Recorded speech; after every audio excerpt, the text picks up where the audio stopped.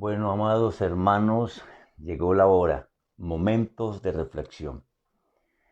Ustedes habrán notado la emoción que me produce estar con ustedes, disfrutando de llevarles la palabra de Dios, estar conectados con ustedes sabiendo que como iglesia nos encontramos en estos espacios, son de verdad fascinantes, muy emocionantes.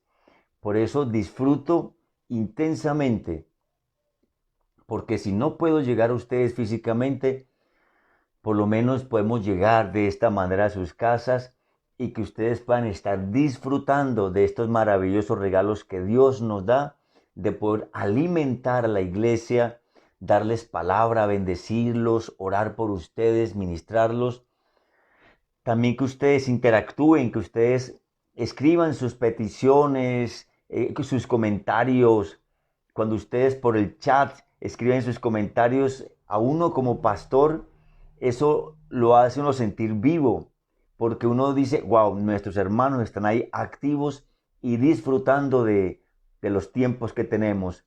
Así que, bueno, iniciemos entonces el momento de reflexión. Estamos trabajando, no olviden eventos futuros. Tenemos hoy y la próxima semana completa y terminamos esta serie.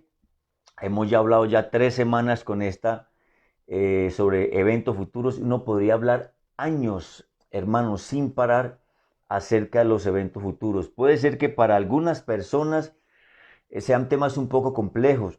Algunos de pronto podrían decir, bueno, me siento muy enredado, no comprendo mucho. Y es natural, puesto que poco leemos el Apocalipsis, poco tenemos comprensión y educación sobre lo que llama la ciencia de la escatología, la ciencia de los eventos finales de sus futuros, y por lo tanto tratar de en tan corto tiempo explicar y enseñar acerca de tantos eventos es un poquito complejo y un poquito dispendioso. Pero estoy tratando con todo el amor del Señor de hacerlo más sencillo para que ustedes puedan tomar apuntes, puedan memorizar textos, puedan, en fin, disfrutar de lo que enseñamos. Vamos a orar, vamos a entregarle a nuestro Señor este maravilloso tiempo. Que cuando oraba en estos tiempos, esos 10, 15 minutos por algo puntual, de alguien puntual, alguna situación, eso me traía una emoción, una liberación, algo especial que me conectaba con el cielo porque oramos con tanta fe, con tanta devoción al Señor, que creemos que Él está actuando. Y déjenme, antes de orar, darles un poderoso testimonio. Recuerdan seguramente que ustedes junto con nosotros oraron por nuestra hermana Piedad Cardona, líder del Ministerio de Alabanza, líder de célula de nuestra iglesia. Y bueno, ya hace unas semanas le han detectado una enfermedad en su sangre bastante delicada, bastante compleja. Aparte de eso, una enfermedad que es bien, aparte que es terminal. En fin, pero bueno, Dios fue maravilloso. Ayer le hicieron un examen especializado en su médula, sacaron una biopsia y bueno, no, esta mañana nos llamó a mi esposa y a mí a nuestro hogar, llorando de la emoción que el médico, la especialista le ha dicho que no tenía nada, que estaba sana. La gloria sea para el Señor. Por favor, escriban ahí por el chat, gloria a Dios. Dios responde a nuestras oraciones. El papá de nuestra hermana Karina se está recuperando satisfactoriamente.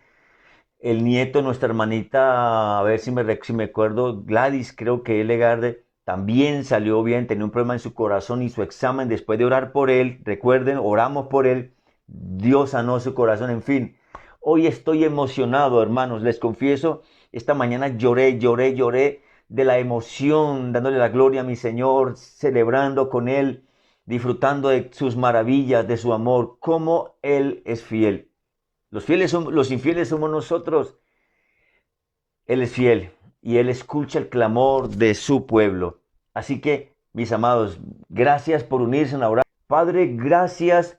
Primero, te doy toda la gloria, toda la honra, toda la alabanza, Señor, por tus obras y maravillas, porque pusiste tu mano en el nietecito de nuestra hermana Gladys Legarda, Señor, colocaste tu mano en el papá de Karina, en esa cirugía corazón abierto.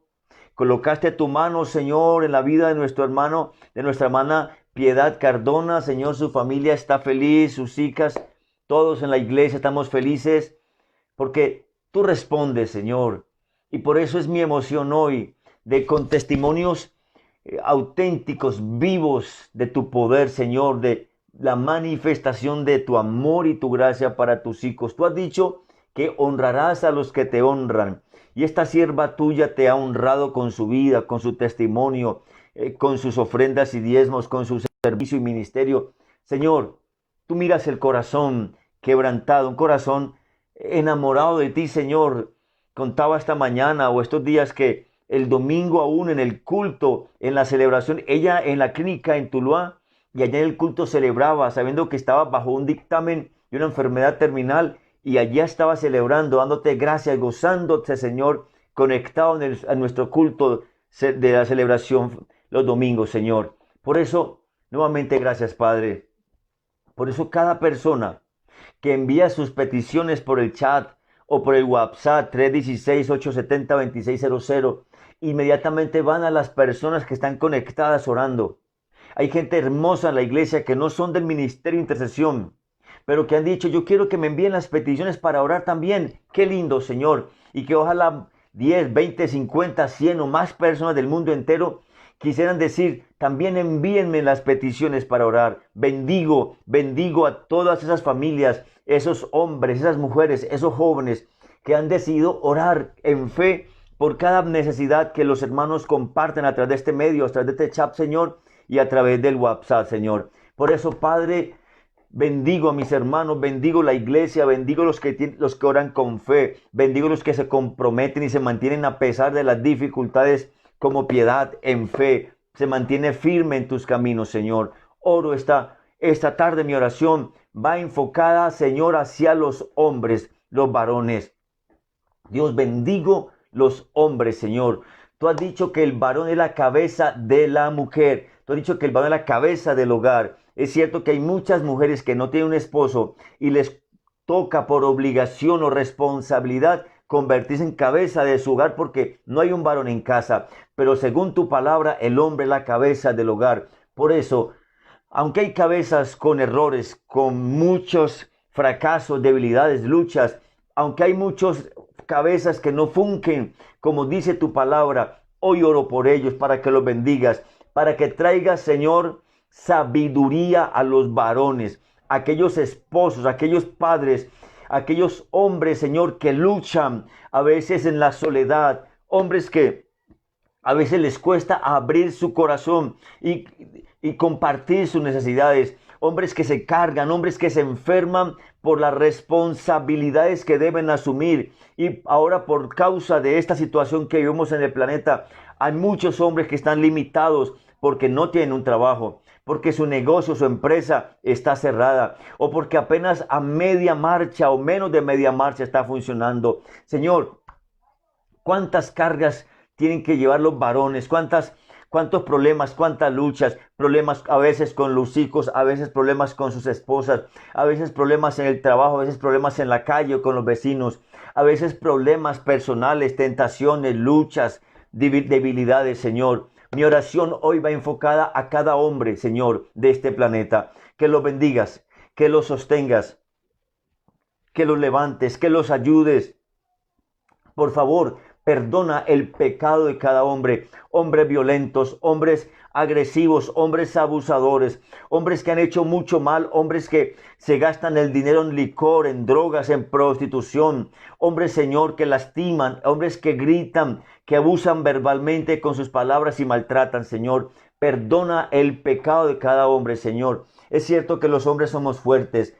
Es cierto que los hombres, como dice un escritor, somos salvajes de corazón. Es cierto que a veces los hombres necesitamos ser domados, reformados por ti. La mayoría de los hombres venimos de un contexto familiar un poco agreste, con falta de apoyo, con falta de cariño, con falta, Señor, de ternura, de comunicación. Es cierto, Señor, que En otros tiempos a un hombre se le prohibía llorar porque llorar era para las mujeres. A un hombre se le prohibía entrar a la cocina porque la cocina era para las mujeres. A un hombre se le prohibía hacer oficios de mujeres porque eso era para mujeres. Señor, a muchos hombres nos castraron o les castraron su verdadero valor de masculinidad. Señor, hombres resentidos, crecimos la mayoría, hombres con traumas, hombres rencorosos, amargados, hombres violentos que seguramente han castigado o han maltratado a sus hijos y aún a sus mujeres. Por eso mi oración hoy, Señor, por cada hombre violento, por cada hombre abusador, por cada hombre que de pronto ha violado a alguien, por cada hombre, Señor, que hace maldad, por cada hombre que consume sustancias psicoactivas, por cada hombre que se emborracha y se gasta, Señor, su salario, su quincena, su jornal en las cantinas y con las prostitutas, por cada hombre, Señor, que hiere, que roba, que secuestra, que mata, que delinque, Señor. Pido perdón. Perdona el pecado de los hombres, Señor. Señor, la Biblia dice a través del apóstol Pablo que por cuanto todos hemos pecado, todos hemos sido destituidos de tu gloria. Señor, y principalmente los hombres, mi Dios.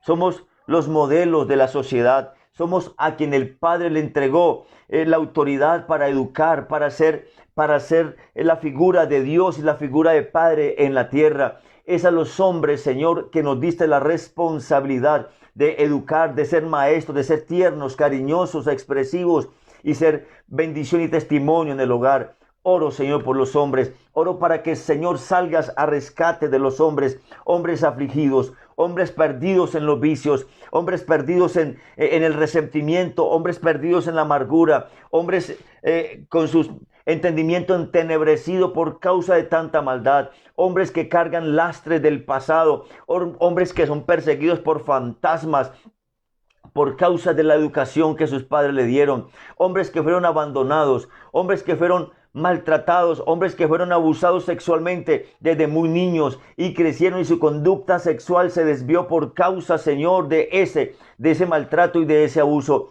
Oro, Señor, por restauración de hombres. Oro por transformación de hombres. En casa necesitan verdaderos hombres. En casa hacen falta hombres, Señor, que sean tiernos, expresivos, cariñosos. Los hijos necesitan padres, padres cuidadores, padres bendecidores, padres que amen, padres maestros, padres que den palabra, que den dirección, Señor. Hoy, Señor, estoy cubriendo con tu sangre a los hombres. Vamos, hermanas. Vamos, las mujeres, las que estén conectadas, los hijos que están conectados y aún hombres que están conectados, únanse conmigo a orar por hombres. Es posible que haya un vecino que necesite a Cristo. Es posible que su papá esté enredado, confundido, muy lastimado. Es posible que algún hombre me esté viendo hoy, ahora o me verá por diferido. Hombres que necesitan el amor del Padre, hombres que necesitan un abrazo de Dios, hombres que necesitan ser escuchados, atendidos, hombres que necesitan ser amados, hombres que necesitan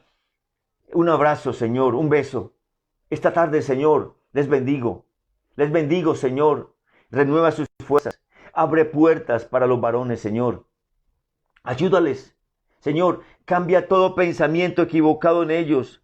Pensamientos que son del pasado. Pensamientos arcaicos o formas de paradigmas, formas de vida, Señor, que no ayudan a un mejor convivir en su hogar, Señor. Señor, devuelve el corazón de padre a los padres. Un corazón como el corazón tuyo, amado Dios. Oro, Señor, que la sangre de Jesús limpie de todo pecado los hombres. Oro, Señor, para que los hombres se arrepientan y pidan perdón a sus hijos cuando cometen errores, cuando les maltratan o los gritan. Oro, Señor, para que los hombres tengan la capacidad, Señor, de humillarse, de arrodillarse ante sus hijos, a pedir perdón, a reconocer sus errores. Oro, Señor, que hombres que ejerzan una verdadera autoridad bíblica en sus casas. Hombres, Señor, que se conviertan como Dios mismo en casa. Así como Sara le decía a Abraham, Señor, a Abraham, por la autoridad que había en Abraham y por la forma como Abraham le guiaba y le educaba y le bendecía a ella. Así oro, Señor, por una recuperación de la masculinidad de los varones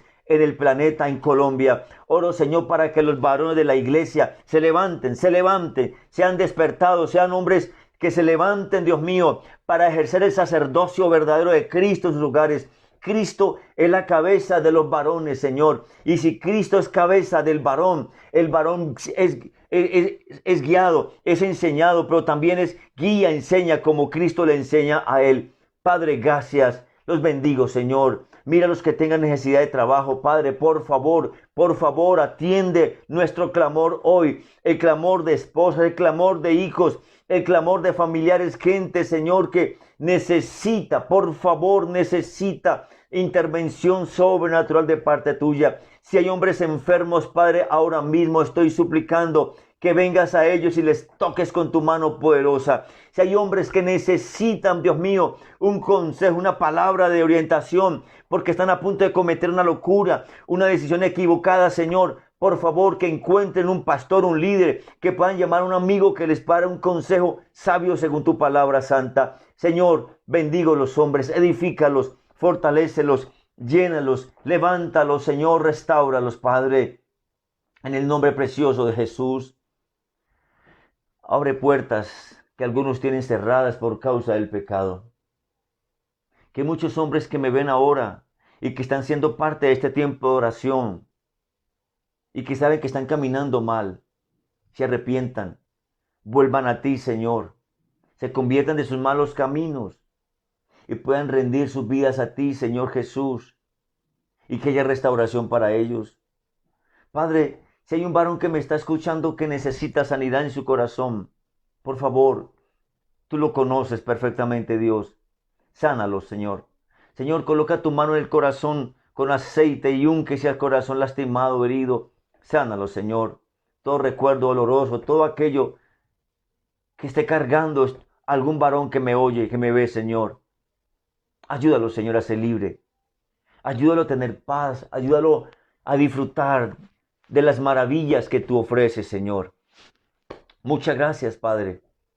Gracias, Señor. Yo te bendigo en esta tarde por los varones y proclamo varones de verdad, varones santos, varones justos, varones bendecidos para bendecir, varones llenos del Espíritu Santo, varones que aman a Dios, que siguen a Dios, que son fieles a Dios, que se comprometen, se consagran a Dios, que se conviertan en instrumentos poderosos. Estoy declarando hombres que el mundo, la sociedad, los relegó y declaró que no sirven, que no pueden, que nunca serán nadie. Estoy declarando lo que la palabra del Señor dice para ellos. Aún de lo vil y lo menospreciado escogió Dios para avergonzar a los fuertes, a los sabios y a los poderosos. Declaro, Señor, que hay varones que verán esta transmisión o que la están viendo y el Espíritu Santo vendrá sobre ellos y los levantará, los sanará, los bendecirá y comenzarán un estilo de vida poderosa en Cristo para la gloria de Dios. Muchas gracias, Señor, por hacerlo. Amén y amén. Bendito el nombre de Dios. Gloria a Dios. Nuevamente, amados, bienvenidos, bienvenidos. Hoy dije, hoy y el próximo lunes terminará el tema de la gran tribulación. Hoy quiero de pronto hacer algunas aclaraciones, algunas discusiones teológicas, claro que sí, y sobre todo hacer una diferencia entre la palabra tribulación como tal, la gran tribulación, y la palabra ira de Dios, o esa frase, esa expresión ira de Dios, para que no hayan confusiones. El lunes como tal voy a enseñar acerca de los 3 eventos fundamentales con respecto a la gran tribulación, que es el segundo periodo del periodo completo, que son 7 años. 3 años y medio de paz y 3 años y medio de gran sufrimiento, dolor y juicio e ira de Dios. Por lo tanto, es importante primero tener claro que sí habrá una gran tribulación. Eso va a existir. Por eso lo que hay que ponernos en claro es, primero, ¿qué es? ¿Cuándo ocurrirá?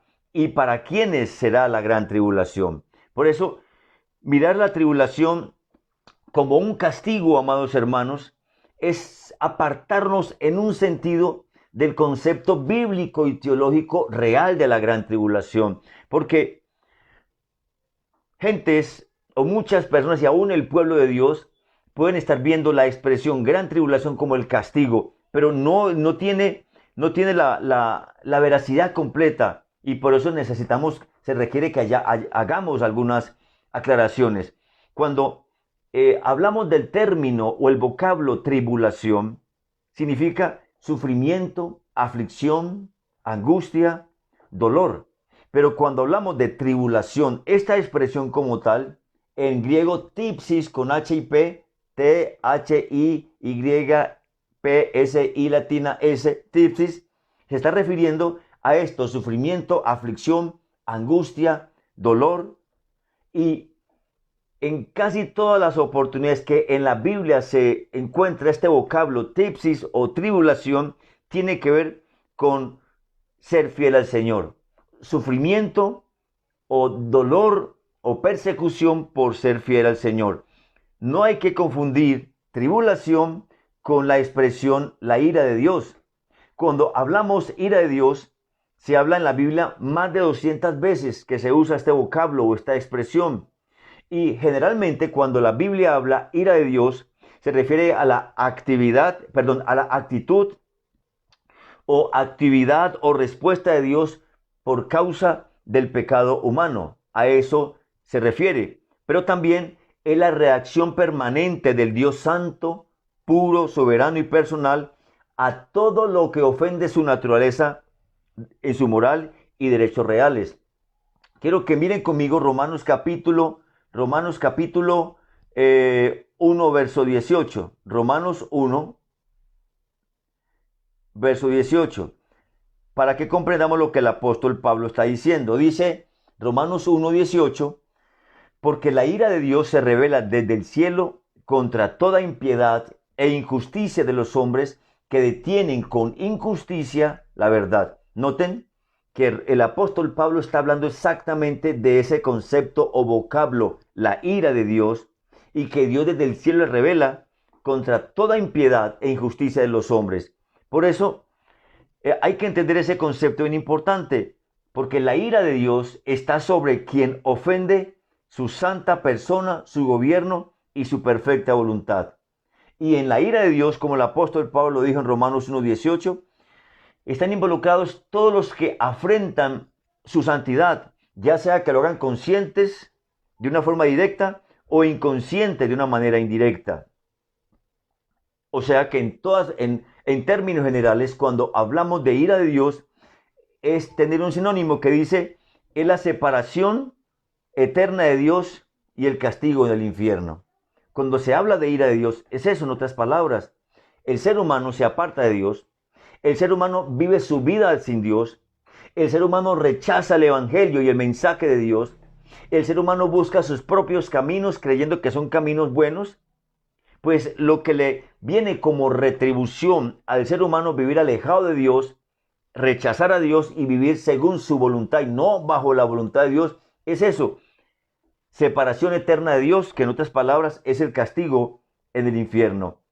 Por eso, la ira de Dios puede estar dirigida a una persona o también puede estar dirigida a un grupo. Ahora, entremos en materia. Pensemos en la palabra nuevamente como mencioné ahora la palabra tribulación. Esa palabra que mencioné ahora, tipsis, en el griego, se enfoca precisamente cuando se habla de tribulación es al participar en los sufrimientos por seguir, por creer en Cristo. La palabra es T-H-L-I-P-S-I-S, tlipsis, ¿sí? Y tribulación, en otras palabras, significa, ya lo mencioné, sufrimiento, aflicción, angustia, aún tribulación. En Colosenses capítulo número 1, verso 24, el apóstol Pablo está hablando acerca de las aflicciones de Cristo pensando en el pueblo del Señor. También los creyentes en todos los tiempos han participado de las aflicciones de Cristo. Por ejemplo, vamos a leer algunos versículos. Veamos, por ejemplo, Hechos capítulo 7, verso 10 al 8. Hechos, los que están escribiendo, capítulo 7, verso 10 y verso 11. Dice la palabra del Señor.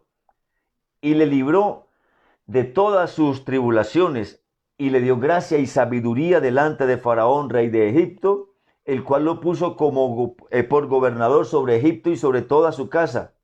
Vino entonces hambre en toda la tierra de Egipto y de Canaán, y grande tribulación, y nuestros padres no hallaban alimentos. Está simplemente hablando de lo que sufrió José cuando llegó a Egipto, o antes de llegar a Egipto, pero también lo que se provocó sobre la humanidad por causa del hambre. Romanos capítulo 5, verso 3, otro texto creo que leamos, que nos ayuda a entender este concepto, este vocablo de tribulación. Romanos capítulo número 5, verso 3. No olviden que me encantan aquellos que toman su Biblia, leen conmigo, escriben en su Biblia, en sus cuadernos. Y no solo esto, dice el apóstol Pablo, sino que también nos gloriamos en las tribulaciones, sabiendo que la tribulación produce paciencia. Bueno, y la paciencia prueba, y la prueba esperanza, y la esperanza no avergüenza, porque el amor de Dios ha sido derramado en nuestros corazones por el Espíritu Santo que nos fue dado. Bendito el nombre de Dios. Por eso, en ninguna parte de la Biblia nos dice que los cristianos no vayamos a sufrir. Todo lo contrario, repito el versículo de Hechos 14:22. El apóstol Pablo les escribió, ¿sí?, a los hermanos de la iglesia primitiva: es preciso que a través de muchas tribulaciones entremos en el reino de Dios. Algunos escritores o comentaristas comienzan a decir que cuando el apóstol Pablo está diciendo esta expresión, muchas tribulaciones, entremos en el reino de Dios, se está refiriendo a ese periodo. Recuerden que hablamos de las 70 semanas, ese periodo que está en la semana 70 exactamente, que comienza con el advenimiento o la aparición al mundo público del anticristo y firma tratado con todas las naciones. Se establece el templo de culto en Jerusalén, donde los judíos se les permite o vuelven a adorar a Dios allá en Jerusalén, y de todas las naciones de la tierra van a Jerusalén para adorar a Dios. Pero después del segundo periodo, los segundos 3 años y medio, el anticristo ya simplemente se da a conocer exactamente como es inicuo, perverso, y comienza allá en el templo a que lo adoren como Dios, y va a obligar a la humanidad entera a que lo adoren como Dios, lo reconozcan como Dios. Entonces, no es a las tribulaciones que van a ocurrir en ese segundo periodo de la gran tribulación, no a esos juicios que habla la Biblia, que el lunes hablaré de los 7 sellos, las 7 copas. Se me olvidó el otro concepto, pero vamos a hablar, son 21 castigos que habrá para la tierra, que enviará Dios durante estos 3 años y medio, que es el periodo más fuerte del gobierno del anticristo. Entonces, cuando dice el texto en Hechos 14:22 de que es necesario que por muchas tribulaciones entremos en el reino de Dios, no se está refiriendo a ese periodo que les mencioné hace un momento. Es la cotidianidad, la normalidad de que un cristiano sufre por servir a Cristo, por dar testimonio de Cristo, y sobre todo en ese primer siglo y los primeros siglos que los cristianos fueron tan perseguidos, murieron tantos cristianos por el evangelio, por andar en ese camino, en el camino del Señor. Pero tampoco debemos buscar las tribulaciones. Ellas vendrán. Perdonen lo que voy a decir. Las tribulaciones vendrán por sí solas. Basta solo que usted como creyente sea fiel al Señor. Basta que usted sea un hombre o una mujer obediente al Señor. Basta que usted se dedique a orar y a orar y a orar y a ayunar. Basta que usted se ponga fielmente a diezmar y ofrendar al Señor. Basta que usted se ponga a predicar y a predicar el evangelio del Señor Jesucristo, y van a tener tribulaciones. Por eso, usted no tiene que ir a buscar las tribulaciones. Ellas van a llegar solitas, porque cuando somos fieles, cuando somos santos, cuando le servimos a Dios, el diablo no se va a quedar contento. El diablo va a querer separarle usted del Señor, de la iglesia, del ministerio. El diablo va a querer que usted vuelva atrás. Y como usted encuentra un hombre parado en la roca, que es Cristo, un hombre firme en sus convicciones, una persona, una mujer, un hombre que aman a Dios por encima de todas las cosas, entonces el diablo va a tratar o va a querer tratar de persuadirle, dañarle para que usted no le sirva al Señor. Miremos otros textos bíblicos. Romanos capítulo 8, verso 35. Romanos capítulo 8, verso número 35. Dice el apóstol Pablo, dice: ¿quién nos separará del amor de Cristo? ¿Tribulación o angustia o persecución o hambre o desnudez o peligro o espada? El apóstol Pablo está hablando de la tribulación. Primera de Tesalonicenses capítulo 3, verso 3. los que están escribiendo Primera de Tesalonicenses, capítulo 3, verso número 3. Dice la palabra del Señor, a fin de que nadie se inquiete por estas tribulaciones. ¿Se está escuchando? Porque vosotros mismos sabéis que para esto estamos puestos. El apóstol Pablo entendía, amados, escuchen bien, que en la vida, en el mundo, en el planeta caído en el cual vivimos, habrá naturalmente tribulaciones. Bástale que solamente nos enfoquemos, nos concentremos a servirle al Señor y va a ver que sí que las hay. Por eso, la tribulación, algo positivo, es que la tribulación promueve la transformación a la semejanza de Cristo. Algún día, el apóstol Pablo fue apaleado en una ciudad. No recuerdo el nombre de la ciudad en este momento. Si le recuerdo, se la menciono. Y lo apedrearon y lo tiraron fuera de la ciudad pensando que ya estaba muerto, al basurero de la ciudad, como un perro, porque así lo consideraban. Después de haber hecho un milagro, después de haber hecho una obra maravillosa, predicado el Evangelio de Jesús y habiendo libertado a una mujer que estaba endemoniada con un espíritu de adivinación. En Listra, exactamente llamada la ciudad. Pero el apóstol Pablo, retomando esa expresión, le escribe a los hermanos de Corinto. El apóstol Pablo dice que esta leve tribulación produce en mí un cada vez y más excelente peso y eterno peso de gloria. ¿Eso qué significa?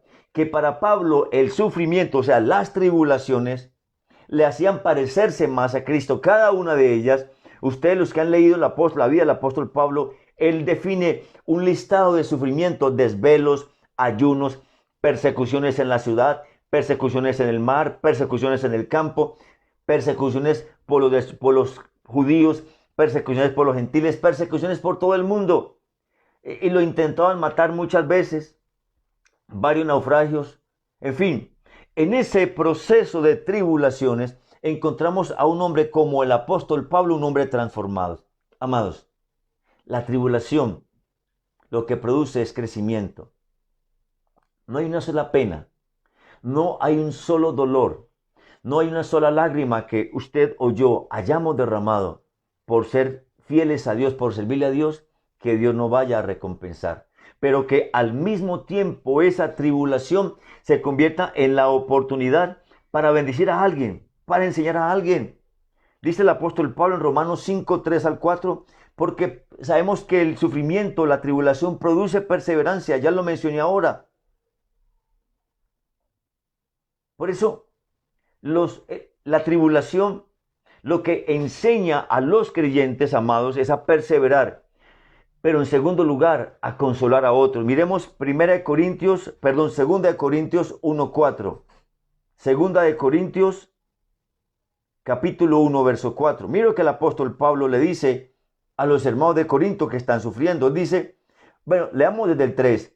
Bendito sea el Dios y Padre de nuestro Señor Jesucristo, Padre de misericordias y Dios de toda consolación, el cual nos consuela en todas nuestras tribulaciones, para que podamos nosotros también consolar a los que están en cualquier tribulación por medio de la consolación con que nosotros somos consolados por Dios. Parece un trabalenguas, pero lo importante que nos dice el apóstol Pablo es que cada vez que usted ha sufrido, Dios lo ha consolado. ¿A quién ha usado Dios?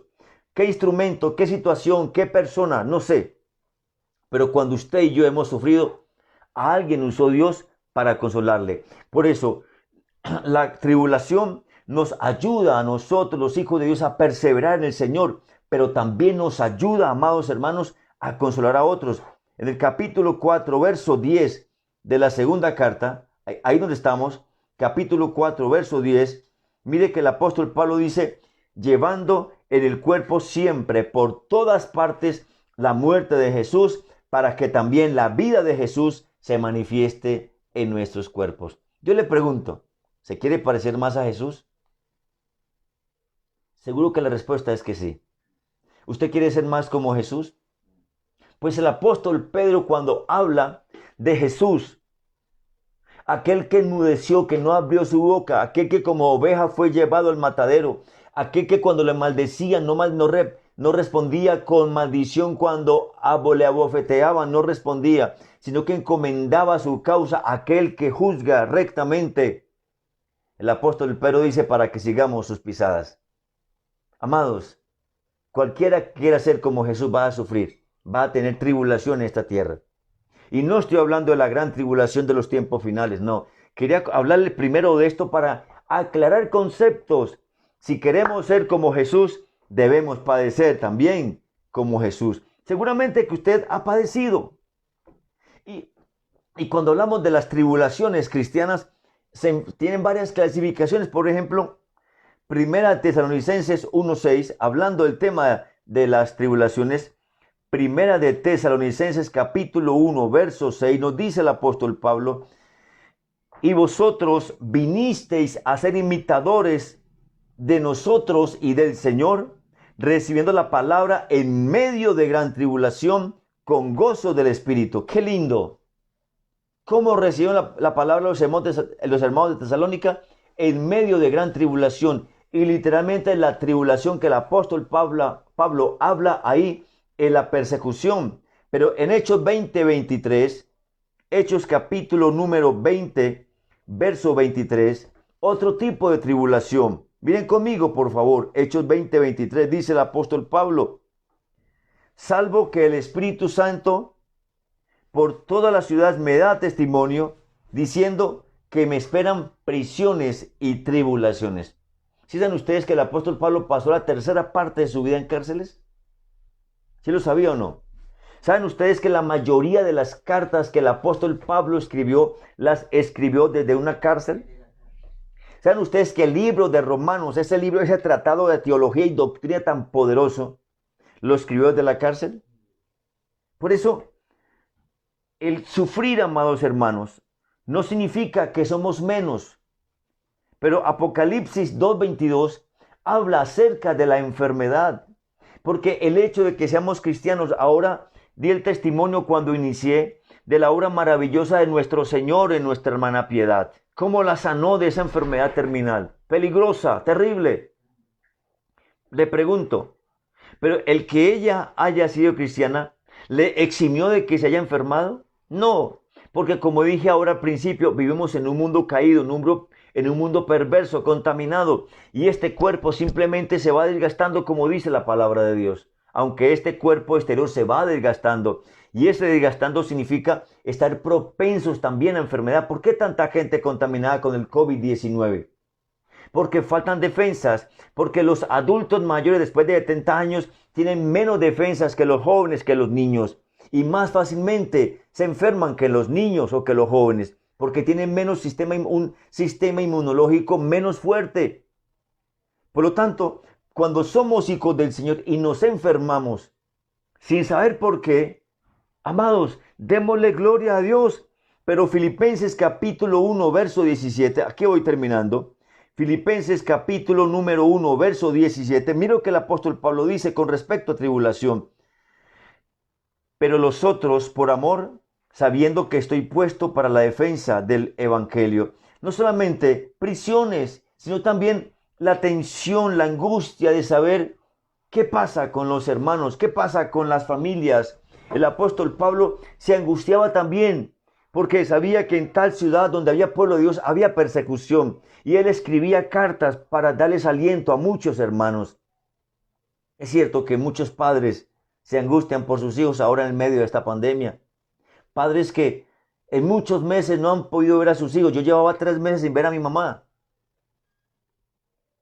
Ellos, parece que el enemigo lo que quiere hacer con sus ancianos es confinarlos. Padres sin sus abuelos, sin sus nietos y sin sus hijos, más rápido se enferman y se mueren porque están solos. En Europa la mortandad de gente adulta mayor es impresionante, porque se sienten exiliados como gente extraña. Pero es parte de la angustia que se vive cuando también somos hijos de Dios. Y 2 Corintios capítulo 7, verso número 5.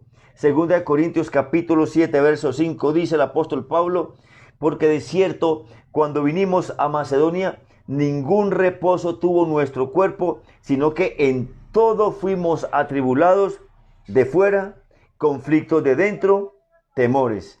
Qué tremendo, amados hermanos. ¿Se dan cuenta que la tribulación no solamente para un tipo o para unos nomás? Todos pasaremos, llámese angustia, llámese ansiedad, llámese enfermedad, llámese prisión, llámese persecución.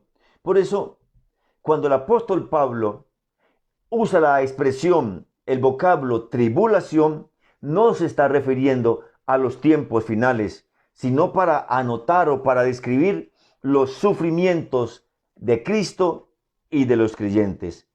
Por eso, cuando hablamos ya en sentido escatológico, la expresión tribulación literalmente significa época de gran angustia. Ya en esa parte entraremos ya el lunes y hablaremos de los 3 aspectos que tiene que ver con esa época de gran angustia. Amados hermanos, les bendigo. Gracias por estar ahí disfrutando, recibiendo, aprendiendo, pero también siendo tocados por el Espíritu Santo. Declaro sobre la vida de cada persona que ha estado allí escuchando, disfrutando de esta enseñanza tan maravillosa. Yo mismo he sido muy bendecido. Declaro milagros, declaro sanidades, declaro una palabra del cielo para restauración, para libertad, para ser lleno de la paz del Señor. Les bendigo a todos ustedes. Un gran abrazo. Les amo en Cristo.